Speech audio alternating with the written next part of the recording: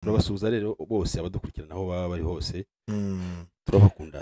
turabakunda santima yego ya ngayo nguko rero aho bari hirya no hino mwese turabaramukije tubahaye kandi kaze muri kino kiganiro cy'uyu munsi ku itariki 20 z'ukwezi kwa gatandatu umwaka wa 2024 ni umunsi wa gatanu, umunsi umugisha ku bantu bose bakurikira Bwiza TV. Turabifuriza imigisha y'Imana, ariko abayisilamu bo rwose bibe umwihariko. Umunsi amasengesho y'uyu munsi aze kuba amasengesho meza cyane. Aho ugiye kuza Rudahunga rero karibu naze Rudahunga naze araza hano iwanjye niho yicara. Nizere ko bari gutukurikirana neza. Imbere hariya nyine hari abantu badukurikiranye bamaze kukumenyera, bakumenyere nk'umusesenguzi w'amakuru y'aka karere cyane ariko ukaba ufite umwihariko yuko wita ku bijyanye n'ibibera mu Burusiya na Ukraine ndetse no muri Israel na Iran. Amakuru ufite ndayahe Rudahunga? Mbo amakuru wenda nababwira ku bijyanye n'intambara ya Iran ndetse na Israel.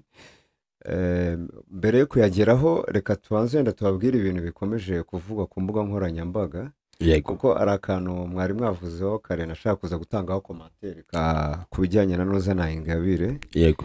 Wenda ni nayo nanaheraho. Ifungwa rya Ingabire Victoire, urukiko mwari mwabigarutse ko rwategetse ko akorwaho iperereza bitewe nuko n'abantu bari mu ishyaka rye Darifa Umurinzi ritaremerwa mu rwego rw'amategeko mu Rwanda, bari kuburana bashinjwa gushaka ngo guhirika ubutegetsi. Yego. Nasomye sanga Victoire Ingabire asa nkaho yemereye urukiko ko abo bantu bahoze mu Noza mu ishyaka rye, ariko ibijyanye n'inama bamushinja ko atayizo, ko bitabaye ntabwo ayizi. Wenda nge ikintu nashakaga kuvugaho kuri Ingabire, muribuka ko nyakwigendera ku bantu wenda bakunze kuvuga ngo baramubeshyera, cyane mu bihugu yabayemo by'Iburayi. Ngira ngo murabizi yuko ubu ari hanze ku mbabazi za nyakubahwa Perezida wa Repubulika. Yego. Muzi ko yari yarakatiwe, ndumva ari n'imyaka 15 niba ntibagiwe. Yakozemo imyaka mikeya, ngira ngo rafite nk'indi 8 cyangwa yakozemo imyaka mikeya, ngira ngo twese turabyibuka. Hanyuma aza gufungurwa ku mbabazi za nyakubahwa Perezida wa Repubulika. Yego. Ariko muribuka ko mu rubanza rwa mbere rwe rwatumye akatirwa n'icyo gihano, nyakwigendera Mukuru Arinda ari we wari umushinjacyaha witabiriye urwo rubanza.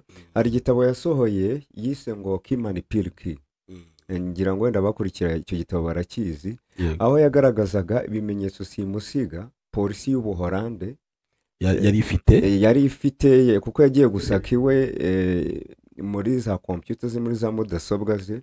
Yego. ibonamo ibimenyetso byinshi, harimo amasheke, harimo amatransferi y'amafaranga yoherezaga finansaga abarwanya u Rwanda bari muri Kongo. Ibyo bimenyetso byose barabyohereza. Ngira ngo icyo gihe ubushinjacyaha bwashyizeho na ekipe yo kugira ngo haze aba expert mu kubisemura, kuko byari biri mu rurimi rw'Igiholande, ari byo byatanzwe hehe mu rukiko. Ngira ngo abazasoma icyo gitabo cya nyakwigendera Mukuru Arinda Kimani Pilki, ibyo bintu byose birimo, kuko urumva bashinjaga nyakwigendera Mukuru Arinda yuko ngo yabaye manipulated n'ubutegetsi muri urwo rubanza rwa Noza rwa Victoire Ingabire. Ku kindi kintu wenda navugaho, urabona i Burayi iyo basakuza, iwabo ntabwo bajya bemera umuntu uzana ibintu by'akajagari mu gihugu. Ibyo nibyo nanjye kukubaza, nicyo bibazo nanjye kubwira nti wenda ko usoma cyane, hari igihugu kimwe na kimwe ku isi waba warigeze ubona gitanga uburenganzira bwo kuba wanashyira gahunda yo gusenya igihugu mu byo utekereza? hariho barakuzirika. Kugira ngo urubanza rwa vuba hano rwo mu Bufaransa rwa Marine Le Pen. Yego. Ubu ngubu wabonye ko ashobora kuba ntabwo akiri eligible kuri presidence, kandi wabonaga ko atitiza la classe politique y'Ubufaransa cyane.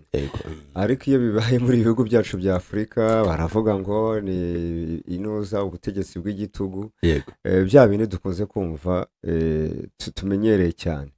Numvaga ari ako kantu nashaka kwibanda kuza kuvuga kuri Madame Ingabire ugiye gukorwaho iperereza nk'uko urukiko rwabivuzeho. Ikindi kintu nabonye kiri kuvugwa cyane kuri social media ni agashami ka UN hano muri Congo gashinzwe umutekano bita UN OCHA kashimye AFC M23 bijyanye n'uburyo ngo yagaruye umutekano hano mu mujyi wa Goma.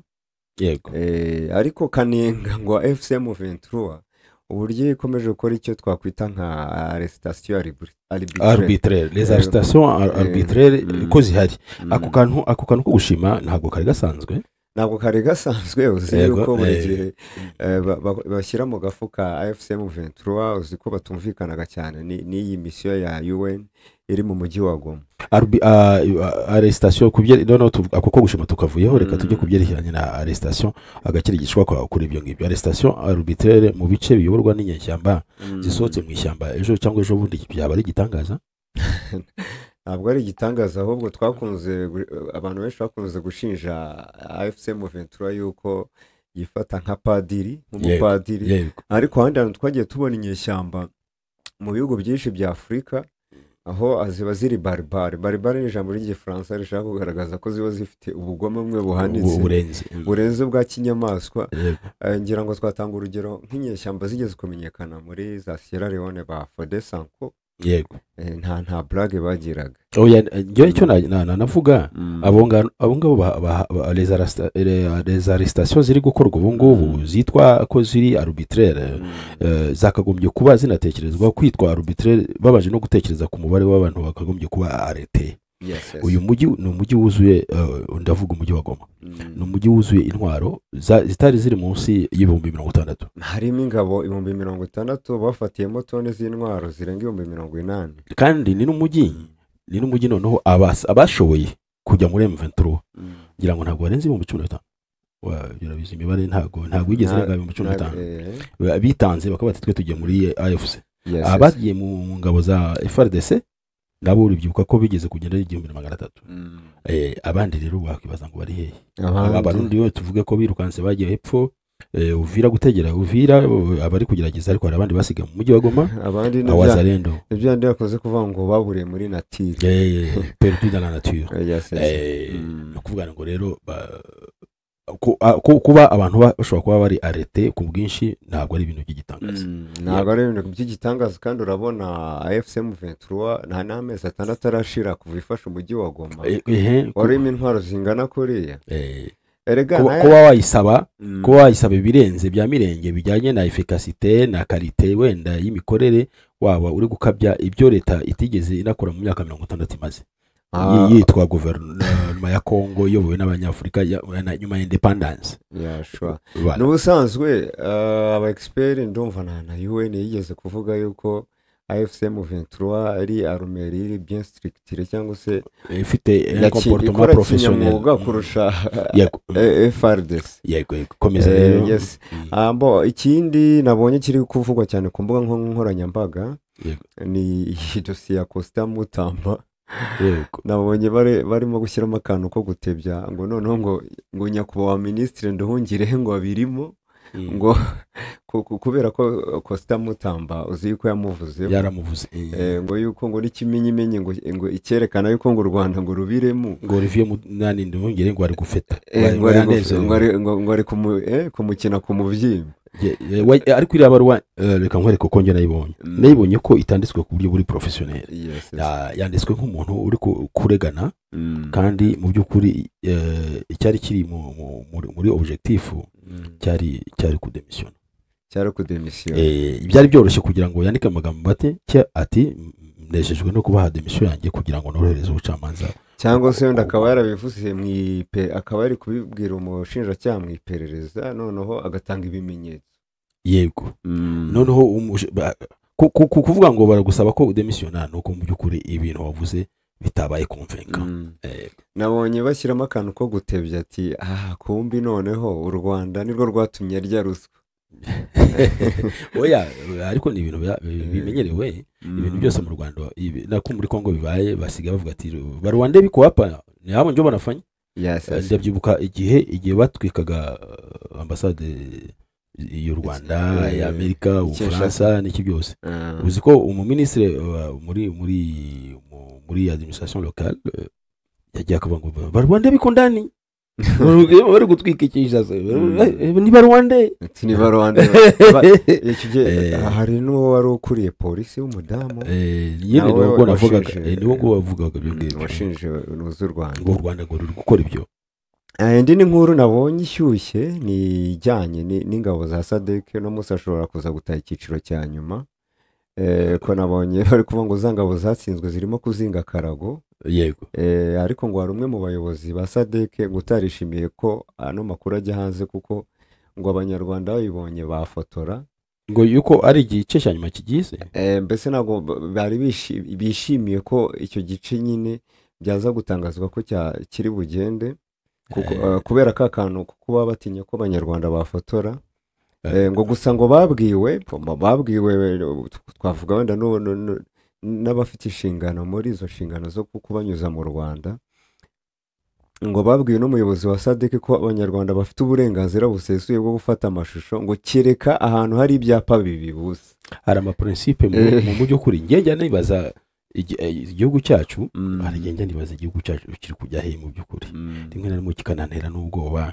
Hari amaprincipe ajya abaho yabagaho ku isi kuva kera noneho twebwe kubona turi kuyareka kubera ubusirimu mbega turi gusirimuka on devient moderne dufite une élégance politique duteganya ko yabaho n'abaturage ukabona bari kubyumva n'iki byose. Reka nkwereke izo principe ntabwo zabaga ari nziza kera ariko nta nicyo zabaga zitwaye. Principe ya mbere kiganye prend tout yego watsinze umuntu atwara byose ari kuburana kuri gufata ibyo yatsindiye kubiri. Iyo yabaga ari principe ikomeye cyane ituma uwatsinzwe amanika amaboko.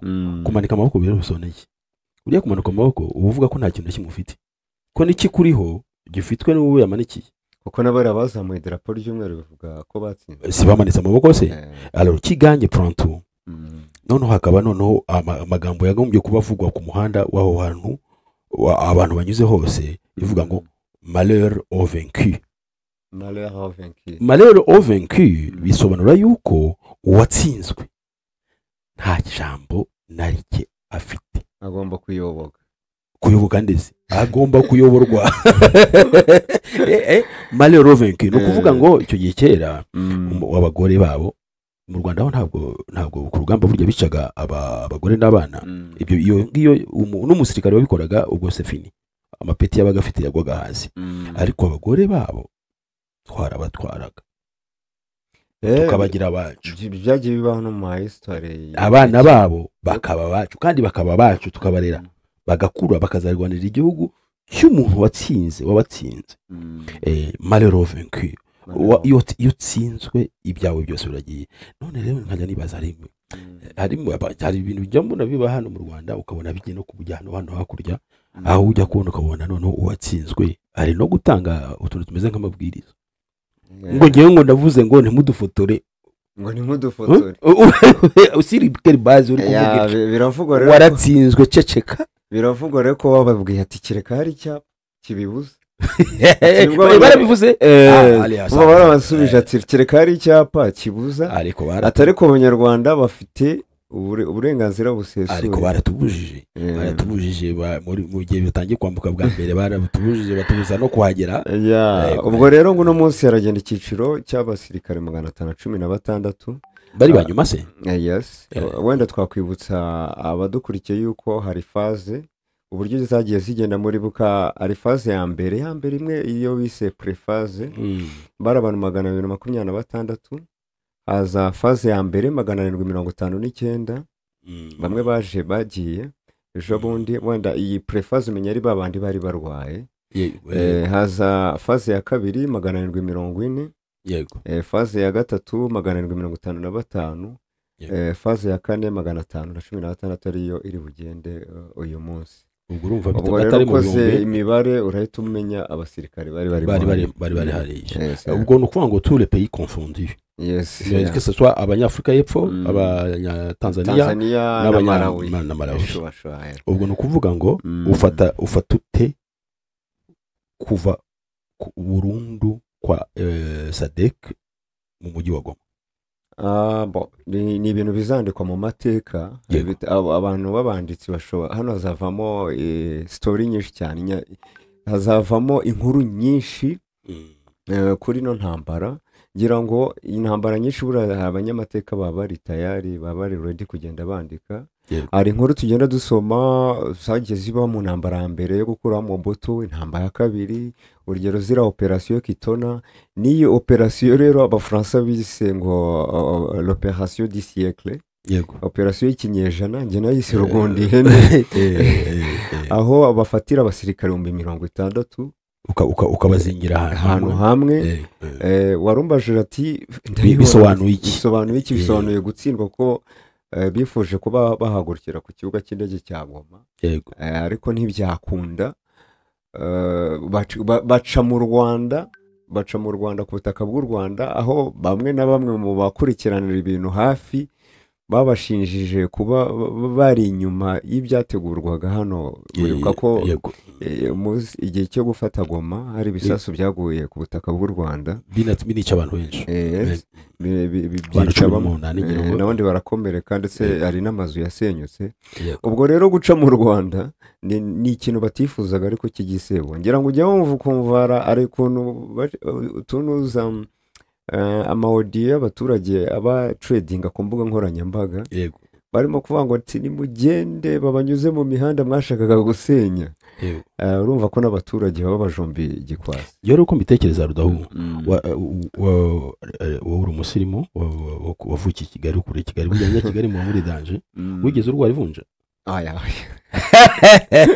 na rimwe. yo rero kera nakuriye mu giturage, ntabwo navukiye mu giturage, ngewe navukiye hano mu Birere. ni ukuvuga abana bo mu Birere rero twabaga turi abantu b'inkubaganye cyane, ariko ku myaka yanjye mitoya, ngeze ku myaka 6 najyanywe ahantu hitwa ku Kibuye, naho papa rero yavukaga. ku Kibuye rero narwaye amavunja nk'abiri cyangwa 3 anatanu. kuri nge rero igihe M23 na FC bafashe umujyi wa Goma, narebye ikirenge cya FC na M23 nsanga harimo amavunja abiri. harimo amavunja abiri. ya mbere yari MONUSCO, icya kabiri yari SADC. yari amavunja ateye ubwoba ku buryo kuyavanamo byari bigoye. nanatekereje, ni mu bitekerezo byanjye mbere yuko Goma ifatwa, natekerezaga ko mu bantu bose M23 nikubita mu irarunda hanze, n'ayo mavunja yagomba gusohokana nabo. nanize ko MONUSCO irasohoka na SADC gasohoka, wenda bakanegosi uburyo zongera zikagaruka. mu byaje kuntangaza ari SADC yagumye aho, ari MONUSCO igumaho. urumva numva mu mutwe sinzi ukuntu hameze. uzi neza ko imitekerereze yanjye yari itandukanye n'iya Meki. we yavugaga ati bagenda bakabambura intwaro, abantu no. nawe ngira ngo nawe nicyo gitekerezo wari ufite, uvuga ko bidashoboka. akenshi navuga ko bidashoboka, hari buzemo diplomasi. ubu rero SADC irasohotse. gusohoka kwa SADC ni ivunja rimwe risohotse rivuyemo. ikintu ntakubwiye kuko nyine wowe ntabwo wigeze urwara ivunja. ivunja umaze kurikuramo mu kirenge uraruhuka, uraryoherwa, ahubwo n'ahantu wagize akajyamo akantu kameze nk'akaryohe karya, ukumva ko ushobora kumaza kuhakora kugira ngo wumve mbega ko waruhutse. ubu ngubu M23 AFC bagiye kuruhuka kubera ko ivunja rya mbere rivuyemo rirasohotse. uburinzi bwagenerwaga SADC, ingabo nyinshi zagabaga ziri komi à la défense de ces troupes kugira ngo zibe sécurisé, kuko n'ubundi kubagumana byari ikibazo. ubu zigiye gukora ibindi, zishobora gukomeza gusekuriza umujyi wa Goma, cyangwa se wa mugani zigakora ibindi. ikindi tutakwibagirwa, ibaze muri zirangabo za SADC ziri hariya, iyo haza kugira izihagirira ibibazo, ibyo birabareba, byari kujya mu ntuza, ariko oya byari kwanduza isura AFC. ariko se bundi amategeko AFC yari itegetswe kubarinda se? mu bantu bagombaga kurinda niyo yari ifite inshingano yari ifite inshingano yo kurinda abantu bafashwe bafatiwe ku rugamba. Amategeko mpuzamahanga bategeka kubaha ini protection vraiment sans faille, ariko nanone ntabwo ari kuvuga ngo none wagize ngo none abaturage bagiye bapfa bazira organisation mbi cyangwa se imitegekere cyangwa imikorere y'intambara mbi ya SADC. Hari uwo babaje SADC?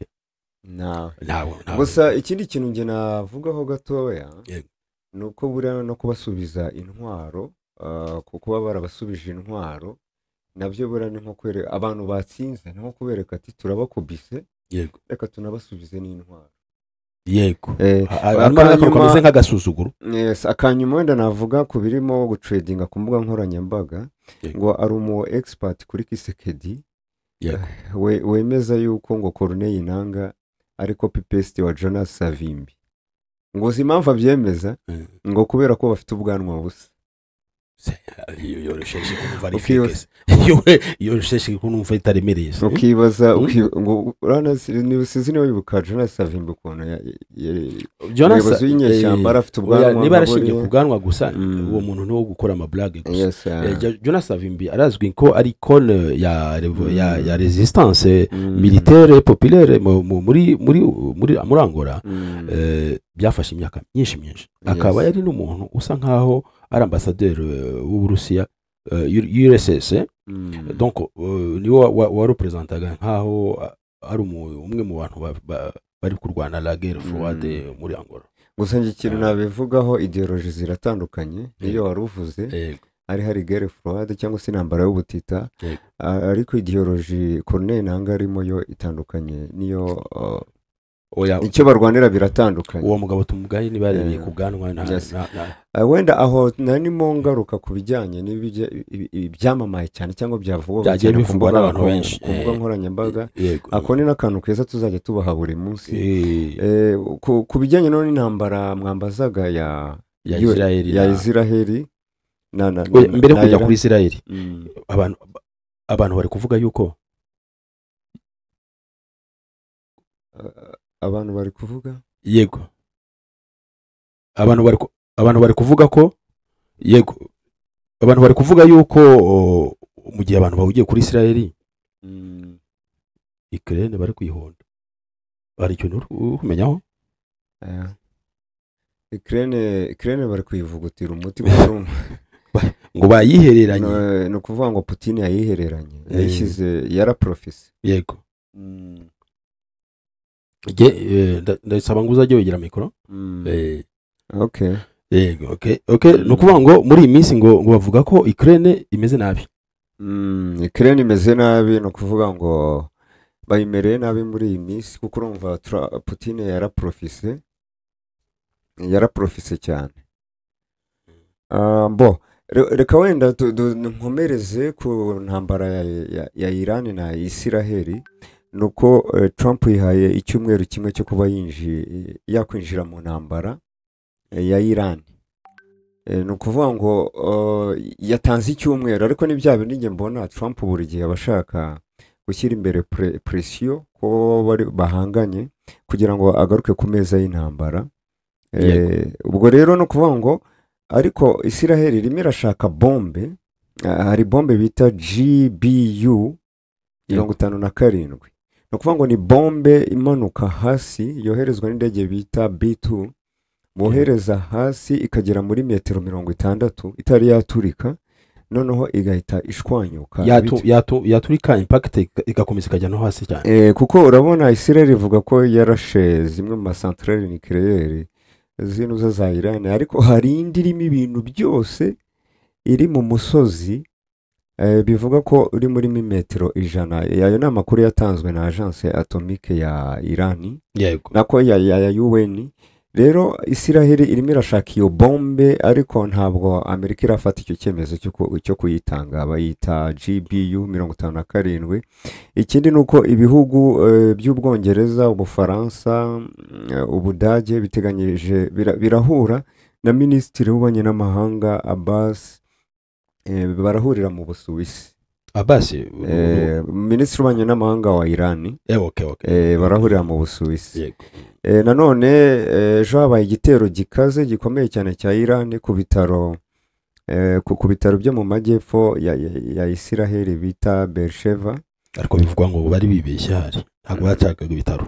Ibyo bitaro Iran yatangaje ko mu nuza muri kave yabyo harimo base ya nuza ya Mossad, nubwo wenda ibyo ni ku ruhande rwa Iran ntabwo hano twabyemeza, ariko ni ikintu cyarakaje cyane minisitiri w'intebe Netanyahu avuga yuko ari bukore riposte cyangwa se ari bwihimure kuri Iran n'ibitero bikaze, ngo ikintu cyamubabaje ngo nta muntu burimo kurasa ibitaro birimo abarwayi. yo ibyo yakoze muri Gaza ni biki? Ntabwo yarashe ibitaro. Yarashe ibitaro muri Gaza kandi nabyo byabaga birimo inkomere, birimo abaganga, ariko nabwo ashinja ibyo bitaro yuko muri kave harimo ofisi za kandi c'est vrai zari zihari. Ukuvuga ngo abantu benshi bashobora kuba bafata uburenganzira bwa muntu bwemewe ku rwego rw'isi nka faiblesse, bakavuga ati nta muntu urasa prison, nta muntu urasa ibitaro, warangiza ugafata ibitaro ukabyubaka munsi, ukubakamo ikintu kiremereye cyane kuko ibitaro bitemewe kuraswa. Yes, mu mategeko mpuzamahanga ntabwo ibitaro byemerewe kurasa, ndetse na ziriya modoka za nuza urabona izi modoka za Croix Rouge ntabwo byemewe kuba washyiramo intwaro abarwanye n'iki ngo ugire iki ngo uzikoreshe washyizemo abarwanyi, washyizemo intwaro, ntabwo byemerewe mu mategeko mpuzamahanga. Rero iki kintu kikaba cyababaje cyane minisitiri w'intebe Netanyahu, avuga yuko ari bwihorere ku buryo bukomeye, ikintu tutatinya kuvuga yuko intambara ikomeje gufata umurego, intambara twavuga intambara za misile, kuko nta ngabo zirajya ku butaka,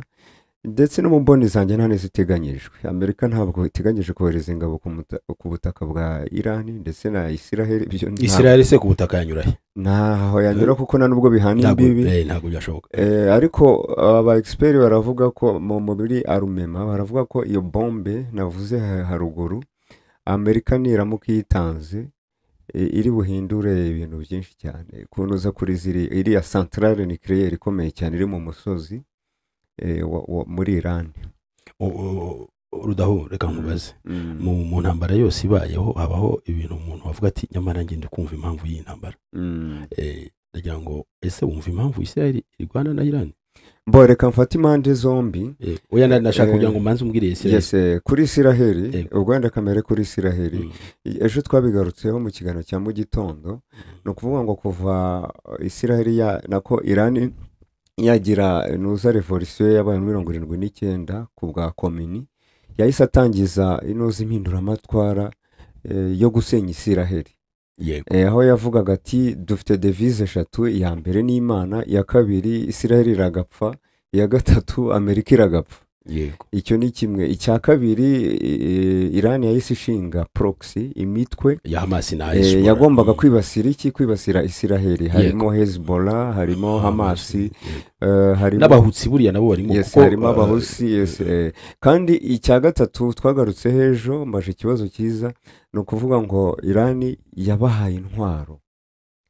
Iyo mitwe no kuvanga iyo mitwe kubiyemo ko ari 3 igihe yatangizwaga, aba expert avuga ko yari igizwe n'abamilisi cyangwa se ingabo 50,000. Muri make wemera impamvu zo kurwana kwa Isiraheli? No kuvanga ngo kuri iyo mpamvu Isiraheli ifite rezo mu rwego rwa self defense zo kujya guca imbaraga abo bantu sometimes rimwe na rimwe baza bagahungabanya umutekano. Ku yindi kote rero no ku yindi kote ya Iran, wemera impamvu za Isiraheli zo gupanga kwica, za Iran zo gupanga gupfusha Isiraheli? nta kuko gusenya igihugu, gusenya igihugu niyo mpamvu nyine Isiraheli ijya kubadezaruma, kuko urumva Iran irashaka gukora bombe atomike, ariko nkuko nabigarutse hejo ntabwo igihugu gikora bombe atomike kugira ngo kiyitere ikindi, gikora bombe atomike nka garanti yo gutuma kitatera. Ibyo bakunze kwitanuza ni nka dissuasive, kuvuga ngo niba unteye nanjye ndagutera, bigatuma ujya muri club y'ibihugu byubahana, nka kuri ubona Korea ya ruguru imeze.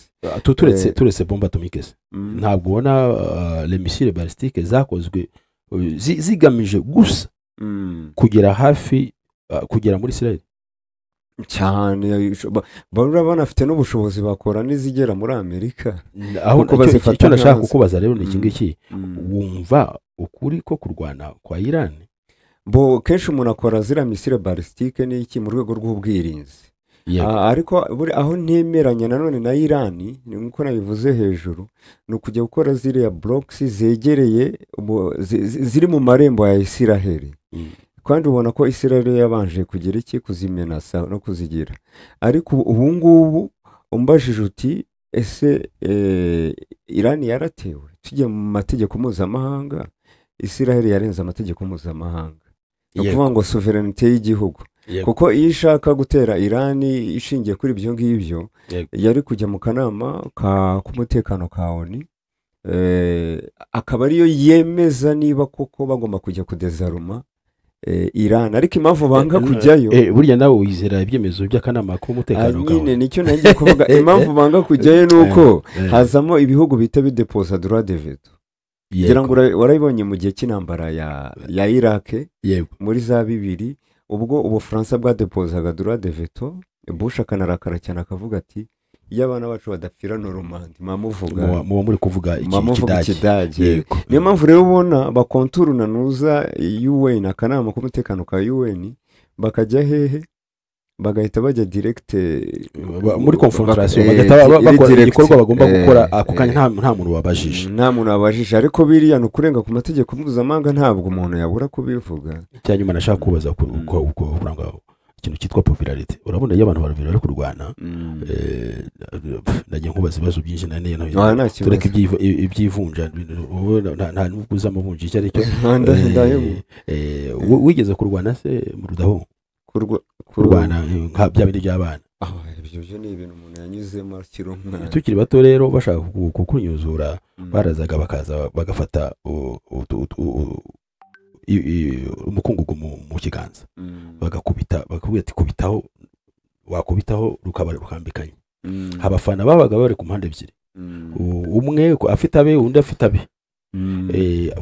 Wareba ubwinshi bw'abafana bari kurwanya ukavuga hano menya ndashya. Iyo urebye abafana Isiraheli n'abayirani buriya benshi ubona ari nk'abangahe? Ndashaka kureba ngewe uko mbibona akenshi mbona muri ino ntambara ya Isiraheli na Irani abafana hanini bagendera kuri ideology y'idini. Nujye wenda nk'uko wenda bagenzi bacu b'Abayisilamu ntibanyumve nabi, ariko byanze bikunze barahita bajya ku ruhande rwa Irani. Yego, ariko bitabujijwe ko n'abatarabayisilamu bashobora kuba bumva Irani wenda irengana. Yes, irengana. Ariko hakazaho n'abandi bavuga bati Isiraheli bitewe na za mpamvu nasobanuye hejuru nayo irarengana, ifite icyo twakwita self defense. Nabwo wazana abantu mu marembo yawe baje guhungabanya umutekano, ubwo twakonkira ko kujya kubarwanya. Ariko ngewe umbajije ku giti cyanjye abenshi mbona bari ku ruhande rwa Irani. Abantu bashyigikiye Irani. None nakurikiranye no mu bihugu by'i Burayi kubera ibitangazamakuru byabo. Mu bihugu by'i Burayi urabona ko nk'idini rya Isilamu ntabwo ryamamaye cyane. Ariko cyane cyane nko mu Bufaransa, burabona Abafaransa ntabwo bumva impamvu ya Isiraheli. Kuko buriya Abafaransa kuko ejo bundi na perezida w'Ubufaransa Macron arutse gutangaza yuko agiye kwemera ko leta ya Palestina noneho ayemeze mu rwego rw'amategeko yuko iriho. Ni ukuvuga ngo ari abantu benshi mu Bufaransa rwose batarimo kumva impamvu ya Isiraheli, barimo kubibona nk'aho yarengereye ikajya kwataka ikindi gihugu mu buryo butemewe n'amategeko. Ariko ngiye mbajije nko ku giti cyanjye nk'umusesenguzi, urabizi ko twe nta ruhande tuba tubogamiyeho, ahubwo tugendera kuri fact. Ukavuga uti Isiraheli wenda kuri iyi mpamvu iyi n'iyi nubwo yareze ku mategeko mpuzamahanga ariko irimo irashaka umutekano wayo. Wajya wenda no kunuza kuri Irani ikavuga iti twebwe bashyigikiye Palestine. Urabizi hari ubutaka Isiraheli tutakwirengagiza, hari ubutaka Isiraheli na ONU yemeza Isiraheli yanze gusubiza abanyapalestine, harimo iriya ntara ya Cisjordania, harimo Yeruzalemu iburasirazuba, areba ukuntu Gaza bayihinduye umusaka. Rero ikaba Isiraheli itari yemera ko Palestina iba igihugu cyigenga. Nuko ngo Palestina tubwiye abadukurikiye ifite leta, ifite abaturage, ifite teritwari, ariko irabura ikintu cya kane kuba yemeye nk'igihugu mu rwego mpuzamahanga. Rero icyo kintu nicyo irwanira, ariko Isiraheli yanze kubahirizana n'ubu ngubu ibasubiza tumwe mu duce oni nayo yemera buri ibihugu byinshi ntabwo bigira ambasade ya Yeruzalemu yego kubera ko Yeruzalemu ni umujyi ugifatwa ko ufitanyeho batarumvikanaho kuko ni iha Isiraheli igihe intambara kabiri yose irangira wenda ndumva ari inkuru turimo gukora muri no minsi tuzaha abakunzi bacu kuri bwiza.com impamvu muziriya ntambara kugeza ubu ngubu ariko tubabongejeho nuko muri za 40 nyuma y'intambara kabiri isi yose Isiraheli ibona ubwigenge one yari yabagabanyije ivuga ko Yeruzalemu y'Iburasirazuba y'Abanyapalestina y'Uburengerazuba ikaba y'Abayahudi nuko ari agace karimo uriya musigiti wa Al-Aqsa hamwe na ruriya rukuta rw'Yeruzalemu agace gahurira abayisilamu abakristu ndetse n'abayahudi kakaba netre ndane kagire nyirako aho rero hose ntuzarahafashe Isiraheli ariyo mpamvu bayisaba kugira iki gusubiza aho yafashe nayo ikanangira reka mbwire rero hari televiziyo kera yabagaho ariko ngira ngo ubu ngubu yarivuguruye yahindutse ikindi kintu yitwaga Canal Horizon twayirebaga yitwaga Canal Horizon donc le programme yatugeraga twebwe muri Afrika yitwa Canal Horizon yari ifite slogan yazaga buri munsi akavuga ngo Canal Horizon vous n'avez encore rien vu urumva ashaka kuvuga ngo ntacyo murarora ubu ngubu watubwira ko twitega iki muri ntambara ya Iran na Israel hari icyo tutari twabona tuzabona intambara ya Iran na Israel nge ikintu mbona twakwitega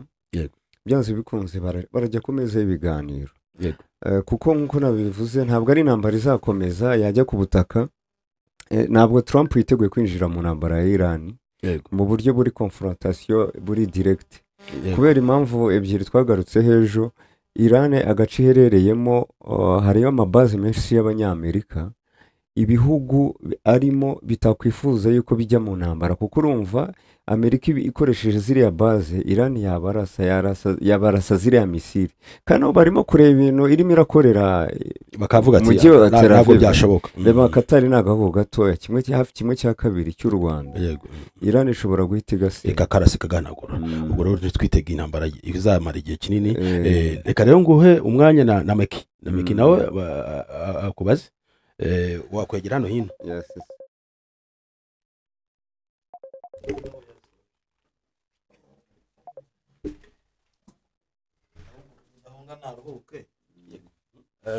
sibyo Rudaho imbere ya kamera natwe tuyijyeho wumvise ibitekerezo bya Rudahunga ku byerekeranye ntabwo yoroshye cyane aratwika akimanukira yego aryo system ngo umuntu aratwika akimanukira gutwika wenda umuntu yabyumva kwimanukira ni gutwika akimanukira ubwo bivuze ko ebana bari shosho agahita ideni n'urubyiruko rwabizanye umugo ati runaka natwika ubwo nyine bari hayi hanyuma ubundi agahita yimanukira gutwika ni karakatabi oya no yarazakimanukira nyine nakantu kakujyana horo kakagushyira hayi kawibere mu cyero ubundi ugahita wimanukira atwika akimanukira Rudahunga rwose yakoze cyane gushyiramo ako kantu bishe ko kari kanaryoshye abazanye amakuru anitonze nabonaga baje bavuga ngo ndacecetse ariko na Rudahunga aritonze cyane kundusha wagira ngo yabaye muri couvent wagira ngo numumwane Rudahu nari shayi kurenza wowe ariko ngewe ntabwo nigeze mba shayi wowe ntabwo woroshye ngewe ibyo natekerezaga byose ndabivugaga buri ikintu ngewe mba nk'ushayi mu buzima bwanjye no kwandika nta gitekerezo nandikira umuntu wowe uri konari urukundo no jamais mu buzima bwanjye nta muntu nigeze nandikira ibintu nk'ibyo ngibyo ariko yego wowe uri konari wowe uri konari wijohe abantu benshi bagiye batwandikira Chris Jene ngo yewe Kabutara ngo umenye impamvu ngukunda pe wallahi uri kumva ryohewe ntararangiza message ndaryohewe rega ndaza kubisoma nyuma ndikureka mbe ngira ubizigamye iyi ni déclaration d'amour la déclaration d'amour barangunda numva mundandiye abudara we ugiye kuba nkanjye jewe buri kintu cyane nagubwo kabaga akazi kuba nagira fate mu kazi harano nakoze yego ku buryo iyo bambwiraga ati mu gitondo hari akazi yego ubwo boss azajya yego arwaraga mu ndabuda agaganzo narwaraga mu nda rwose hagakira boss amaze kuvuga amarangije speech ariko atararangiza mu nda harandyaga nta namazi nawe agase ntago yone nawe barakubwira bahukuntu karwara mu nda so ngaye nguko rero Rudahunga arakoze cyane cyane turamukunda santima uyu munsi no kuwa gatanu rwose abudaraze kukujyana ku gasima kwereke ibiti bigenda abakurikirana Bwiza TV bamenye ko na Rudahunga burya ngo ajya amenya gitari muri aba bari ahanga bose n'abahanzi usibye ngewe nzajya no Rudahunga hano umucuranzi nzajya ntega amatwi ahubwo Rudahunga azajya acuranga ngewe muririmbije Rudahunga ni umucuranzi wa gitari ngewe intoki zarananiye niba bimeze bite zirandya tugiye duhuza ibintu byinshi by'intuza bijya muri art so reka rero tugaruke tugiye mu makuru ashyushye y'imiripuko biravugwa ko hari umusirikare wo mu ngabo z'u Burundi waba warakubitiwe mu rugezi ubwo yaraje ngo gupima ngo arebe ngo impamvu urugezi yananiranye impamvu abanyamurenge bihagazeho bakirwanaho impamvu M23 na twirwaneho birirwa banigagura abarundi yego nicyo yaraje kureba umusirikare uvuye ku ikosi ngo yigitangaza avuye ku makosi ngo yo mu bihugu byo hanze ariko biza kurangira ati ningaruka ndabereka umuti yaragiye gukora plan icyaje kuba ngo nuko habanje kuba ikintu cyitwa sharing nyinshi cyane ariko biza kurangira twirwana n'emwe turabihoreye ngo mu kujya imbere baje bahuye n'ikintu bita umuriro abahungu ba twirwaneho na M23 bakwereka icyo bagomba kubakorera giye kwakira amagarambe burya ni byiza nubwo amakuru umuntu aba nayafite ariko iyo haje undi muntu yavuga biryohera kurusha amagarambe turanamukumbuye ariko hagati aho ngaho mbere yuko tujya muri no operation ikindi gihari nuko hari abantu benshi narangira ngarashaka kuza kuvuga rangira rwose amazigi atanavuga turakwakira hanyuma hari umuvandimwe wacu witwa Saka sinzi bari ko yitwa ati Nyamuhombeza n'umushi ntabwo ari umufurero ndamuzi twarabanye mu nkambi ya Byumba yabaye mu Rwanda uyu mugabo rega bose yabaye mu Rwanda bavuga bose u Rwanda rwarabakamiye hanyuma tireka rero nkubwire wa mugabo meki opposition ubundi bivuze kudahoza imitekerereze ngo wa mugabo udashyize wa mugabo ntago nabyumva oya nta kibazo reka twumvise oya buretse gato nyine mubwire udashyize wa mugabo sinabyumva yine reka dukomeza twumvise ngo opposition isobanura kudahuza ibitekerezo yego kanze numve di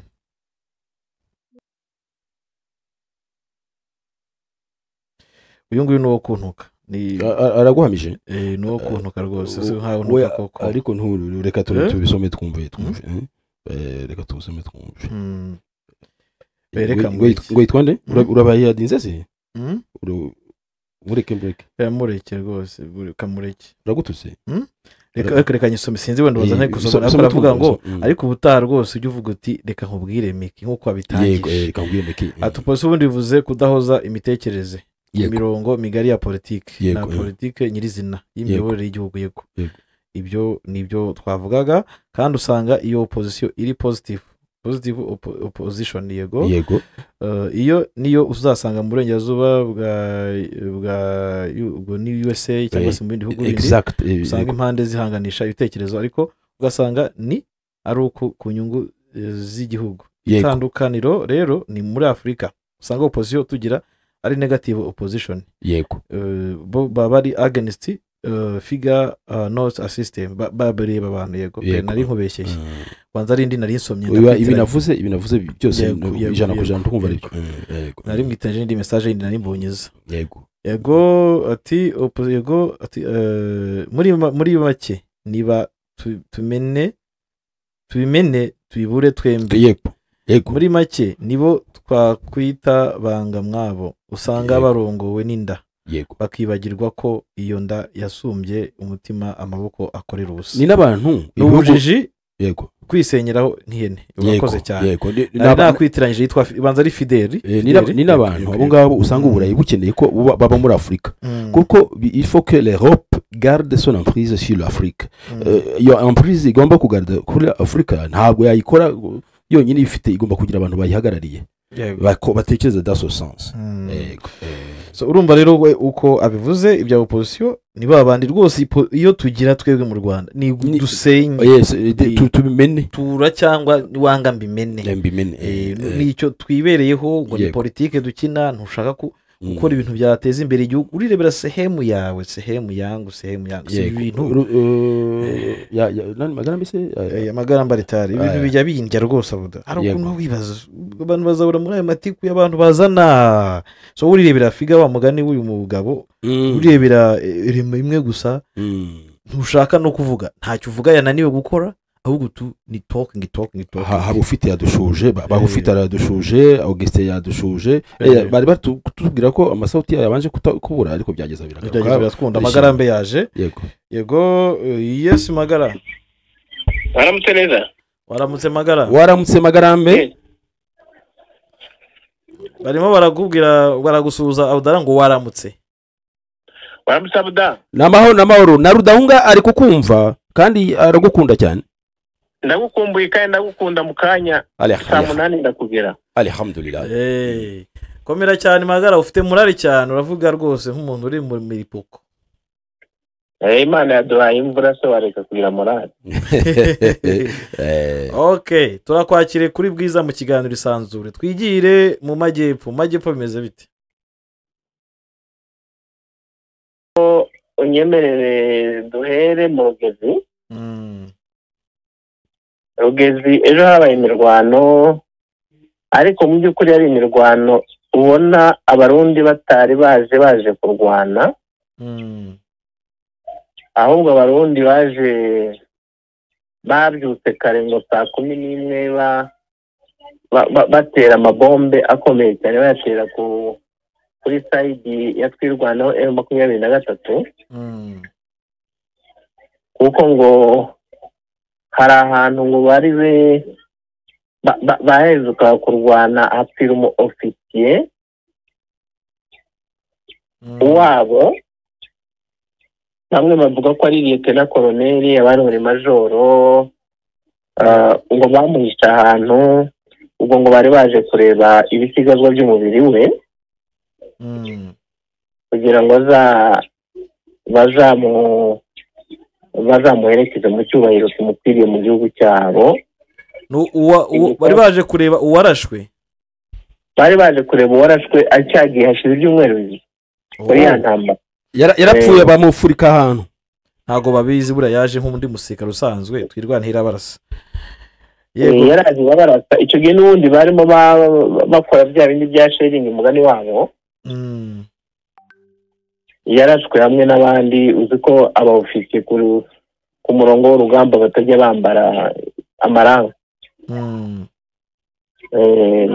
ibyo byabazanye ariko bahageze ejo barwanye ngo amasaha 2 M23 na twirwana babasha kubirukana babasubiza inyuma nta n'uwo babonye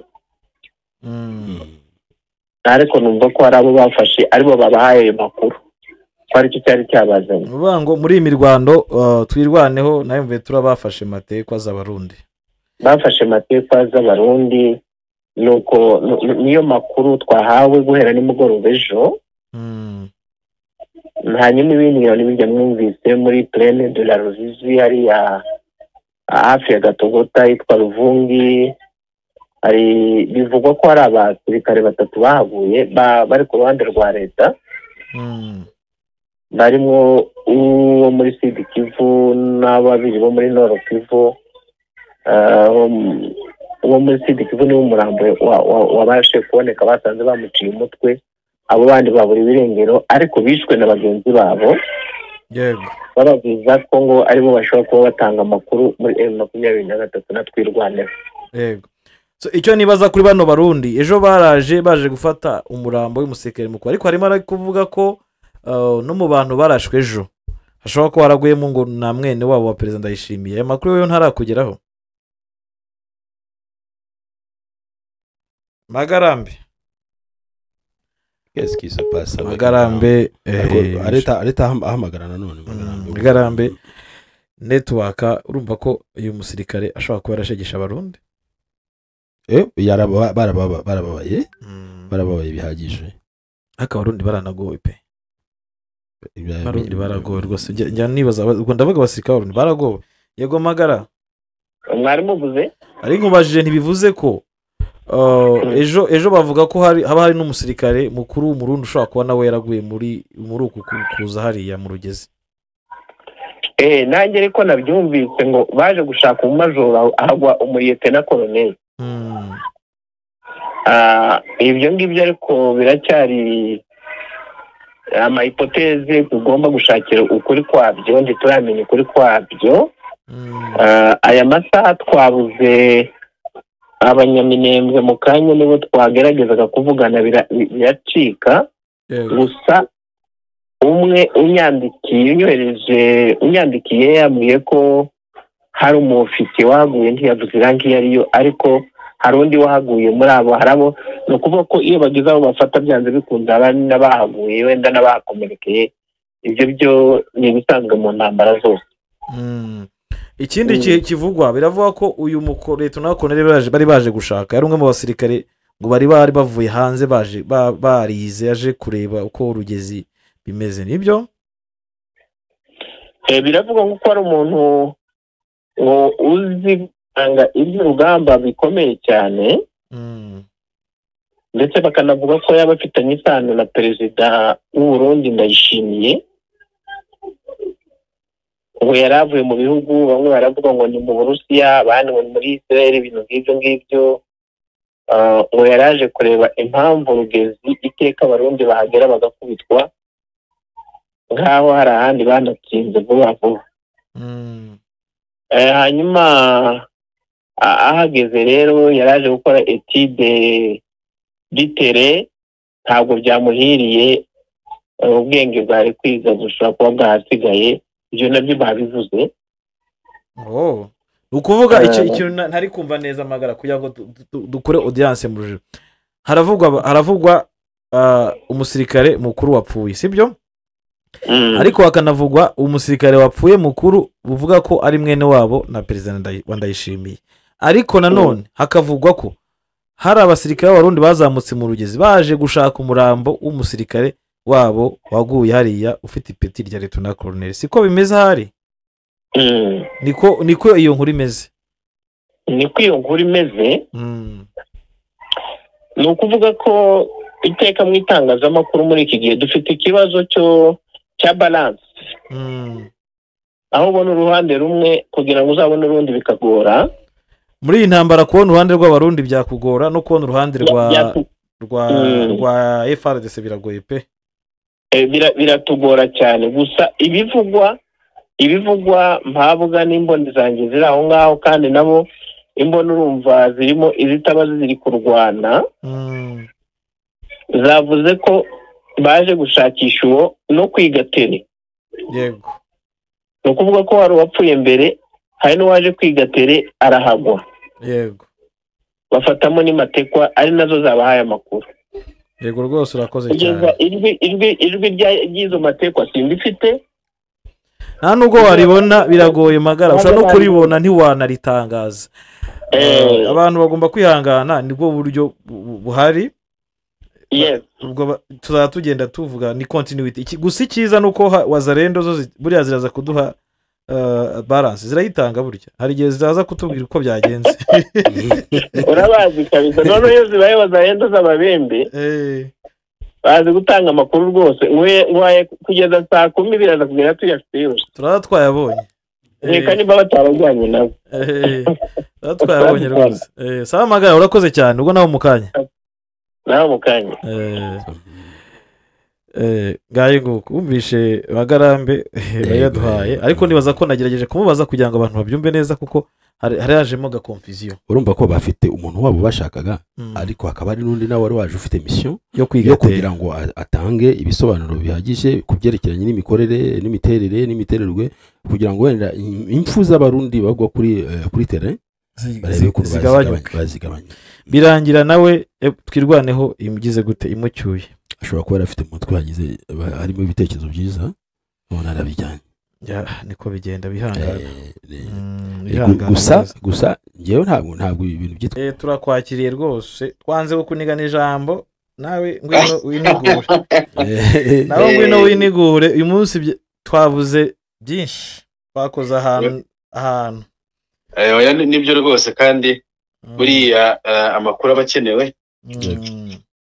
kandi twese buriya uki ufite icyo ashoboye gutanga agomba kugitanga kugira ngo imisanzu yacu igire ikizanira abatwumva. Yego umwanya n'uwawe ukubita ubangura. Okay, mu by'ukuri njye nayo nifuje cyane kuvuga ku mateka y'uyu mudamu Victoire Ingabire. Nawe se ugiye kumugarukaho urangira? Wenda mugarukaho gatoya kubera ko nanone ntitwabirenze ingohe. Nta kibazo bishingire kuri fact nibyo byiza. Yego sawa rwose. Bon gende ita ntago ari ubwa mbere afashwe na RIB. Yego ntago ari ubwa mbere afashwe na RIB ariko wenda akenshi impamvu tubona wenda izo navuga n'eshanu akenshi akunda kunenga nyine ubutegetsi ariko cyane kuko Ingabire burya ni umwe mu batavuga rumwe n'ubutegetsi dufite ariko kandi ibiganiro bye cyane bikunze kugaragaza ikibazo cyo gupfobya no guhakana jenoside yakorewe abatutsi. Bigatera impaka zikomeye mu gihugu. Ikindi umuntu yavuga yuko mu by'ukuri n'ishyaka rye ritemewe kandi ngira ngo ibyo byaha bikomeza byisubira bikunze kugaruka. Ni byiza yuko niba tukiri mu minsi 100 yo kwibuka umuntu nk'uyu agakomeza kugaragaza no harimo no gupfobya. Ni ryapfobya tukibona ko rigaruka. Ngira ngo wenda n'ubushize twigeze kubivugaho abantu nk'aba bagifite uburwayi wenda bw'amacakubiri no kutumva kuba muri opposition n'uburenganzira bw'umuntu. Si ngombwa ngo ibitekerezo byanjye bihure n'ibitekerezo bya Meki cyangwa se ibya Abdallah. Ariko hari ukubaha imirongo itukura.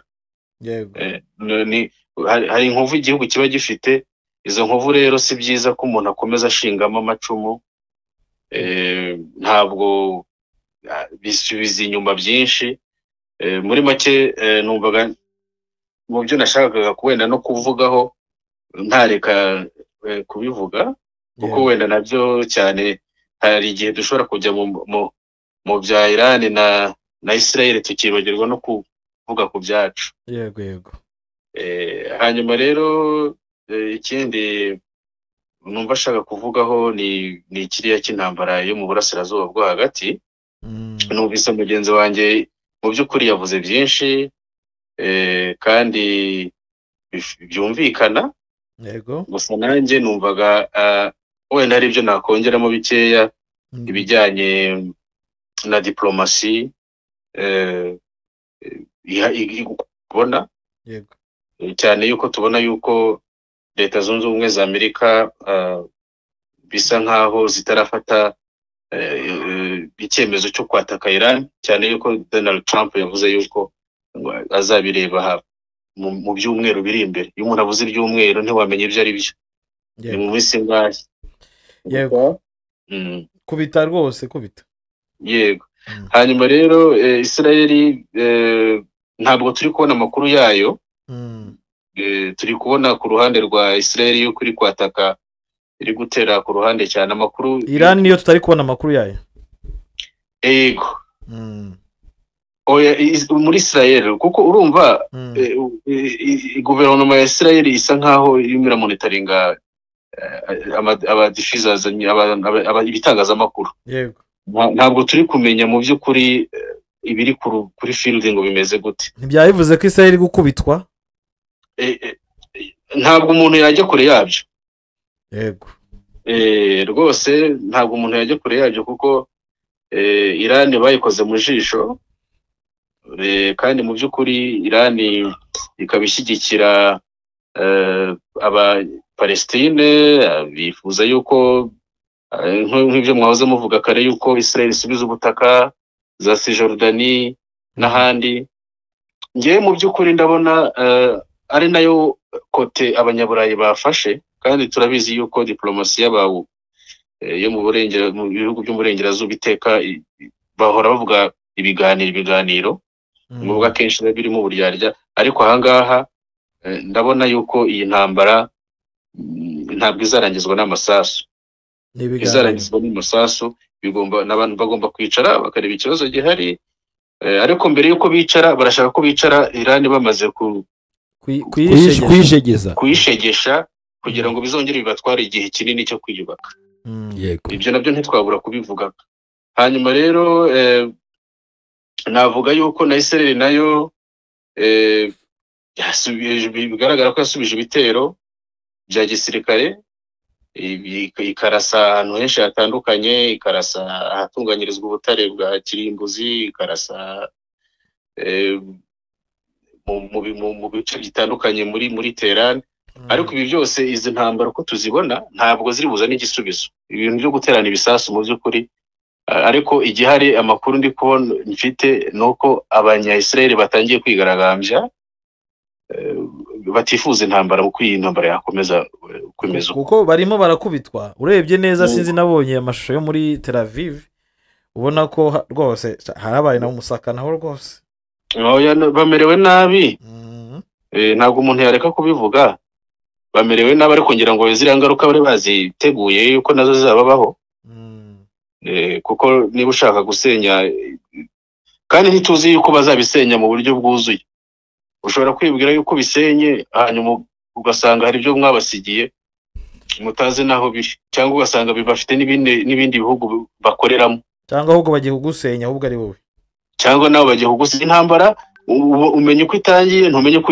irangiye nicyo kibi cy'intambara hanyuma turebe twihuse nkwibarize ubona Amerika ishobora kwinjira mu ntambara direct iramutse yinjiyemo direct abantu bashobora kwitega iki ibi Donald Trump yabivuze nkawe ngira ngo hari ababisamiye hejuru cyane nabo mu nzego z'ubutegetsi bwa Amerika baramubwiye ati reka ibi bintu ntabwo dushobora kubyemera ntabwo twabyemera ibi bintu bigomba guca muri Kongo ari nayo mpamvu ubona Donald Trump asa nk'useta ibirenge kuko yabonye yuko si icyemezo cye nk'umuntu nubwo yacishije makeya kuko ntabwo ari icyemezo cye nk'umuntu kandi dusubiye inyuma mu ngirwaruhame sinzi mu gihe cyatambutse yigeze kuba anicuza avuga ati niba hari icyemezo leta zunze ubumwe zafashe ni ukujya muri operasiyo zo muri Moyen-Orient kuko bamaze guhatakariza amafaranga asaga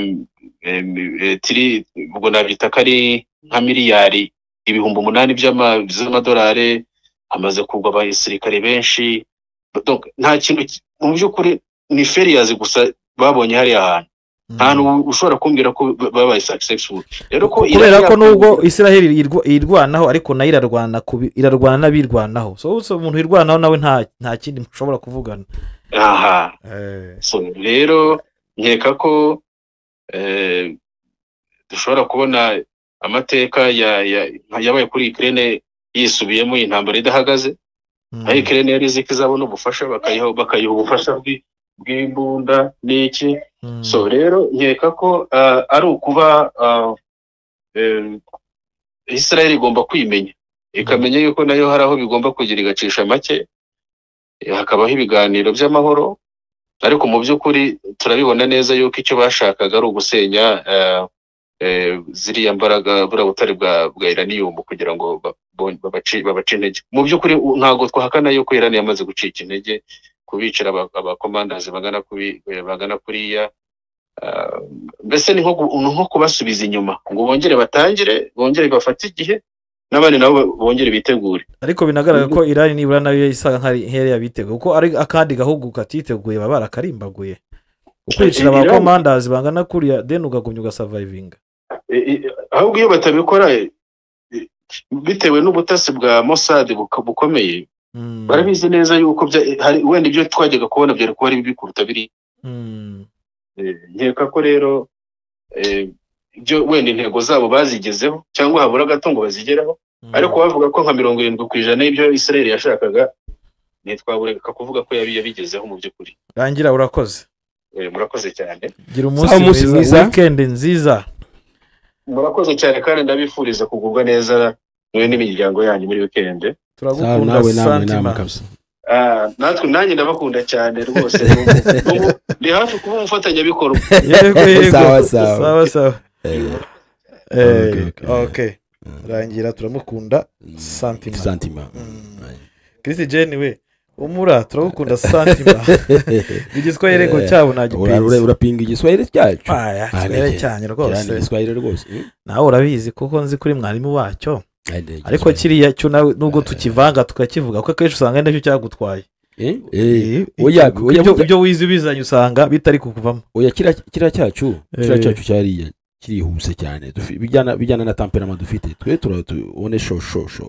Okay.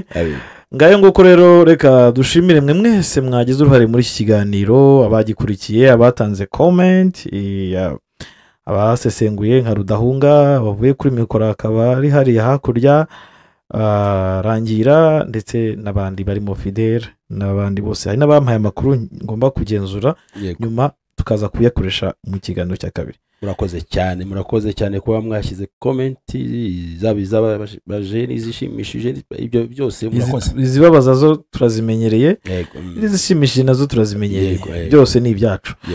Turabakunda Santima. Uwa gatanu mwiza, weekend nziza, abajya kuruka muruhuke, abazajya gutsikamira akabyeri rwose muzawe neza, abazanywa icyayi neza, abazajya gusenga namwe mushyiramo akajambo katureba, dusabire rwose abashyira mu munsi mudusabire ara natwe tworohereza imigisha itubeho, sibyo? Hanyuma reka dusoze ikiganiro cyacu tubabwira ngo telefone ni 0788555010 mushaka kuduhamagara, kuduha amakuru, ibitekerezo, umwana wanyu. Bye. Ciao. Urakoze mikanya rwose muri studio. Twagiye.